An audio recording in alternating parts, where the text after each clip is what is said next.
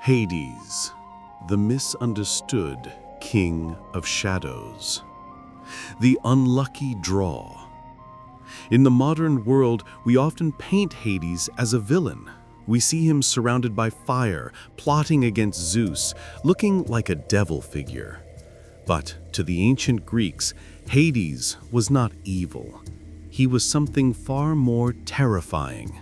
He was inevitable.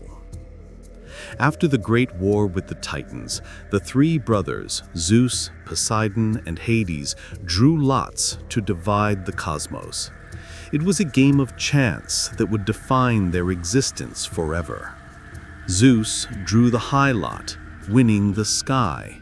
Poseidon drew the middle lot, claiming the sea. And Hades drew the short straw. He was banished from the bright, sunlit world of Mount Olympus to rule the Underworld, a realm of eternal mist, silence, and shadows. He did not complain, he did not rebel. He accepted his duty with a cold, stoic resolve. While Zeus played with thunderbolts and chased nymphs, Hades went to work. He built his kingdom, not in the clouds, but in the bowels of the earth. His realm was separated from the living by 5 rivers, the most famous being the river Styx, the river of hatred and unbreakable oaths.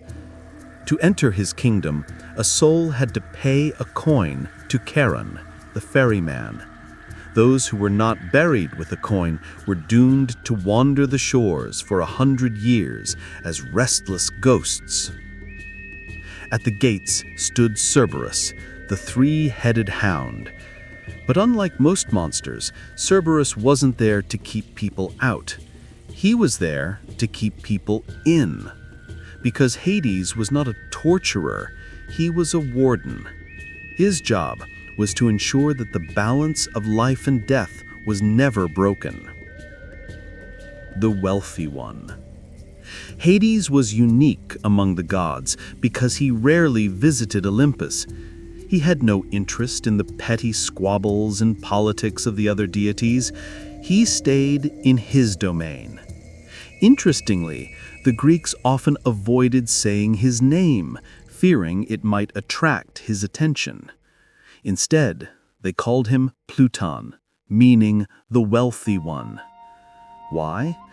Because everything precious comes from underground. Gold, silver, diamonds, fertile soil, it all belonged to Hades. He was, technically, the richest of all the gods. But his true wealth was the sheer number of his subjects.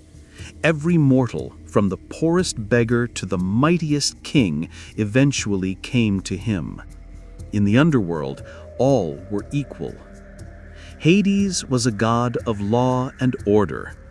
Upon arrival, souls were not simply thrown into fire, they were judged. 3 judges, Minos, Rhadamanthus, and Aeacus, decided their fate. The virtuous went to the Elysian fields, a paradise of eternal peace. The ordinary went to the Asphodel meadows, a gray, misty place of neutrality.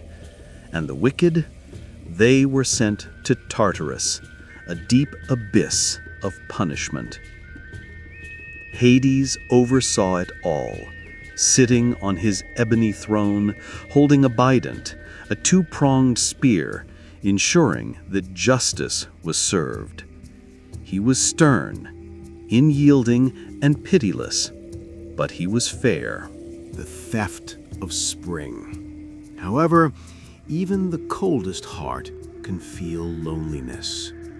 This leads us to the most defining myth of Hades, the abduction of Persephone. Hades fell in love with Persephone, the daughter of his sister Demeter, the goddess of the harvest. Knowing that Demeter would never allow her daughter to live in the darkness, Hades went to Zeus. In some versions of the myth, Zeus, ever the politician, secretly gave Hades permission to take her. One day, as Persephone was picking flowers in a meadow, the earth split open. Hades emerged on his black chariot, snatched the girl, and descended back into the abyss before her screams could be heard. Demeter's grief was catastrophic. She wandered the earth, searching for her daughter, neglecting her duties.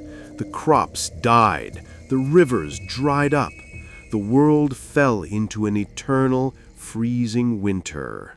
Humanity was on the brink of starvation. Zeus had to intervene. He ordered Hades to return the girl. Hades obeyed, but he was cunning. Before Persephone left, he offered her a pomegranate. She ate just a few seeds. Some say 4, some say 6. In ancient law, if you ate the food of the underworld, you belonged to the underworld. A compromise was struck. For every seed she ate, Persephone would spend 1 month a year with Hades as the queen of the dead. For the rest of the year, she would return to her mother. This myth explains the seasons.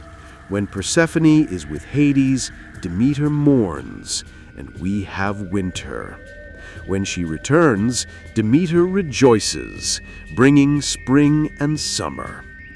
But it also showed a different side of Hades.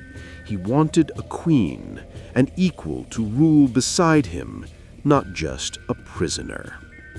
The man who tried to cheat death.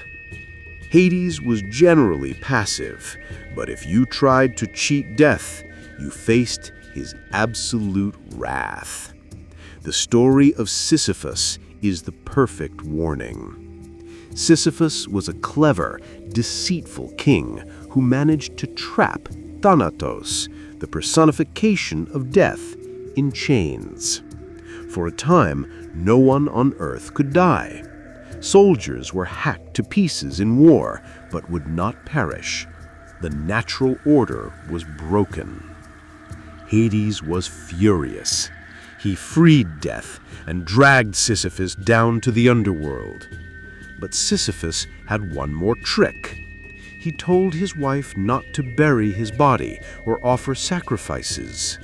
When he arrived in front of Hades, he complained that his wife was neglecting her duties and asked to go back up for just 3 days to punish her. Hades, who valued proper burial rites, agreed. Sisyphus went back up and refused to return. He lived for many more years, laughing at the gods. When Sisyphus finally died of old age, Hades was waiting. He did not shout.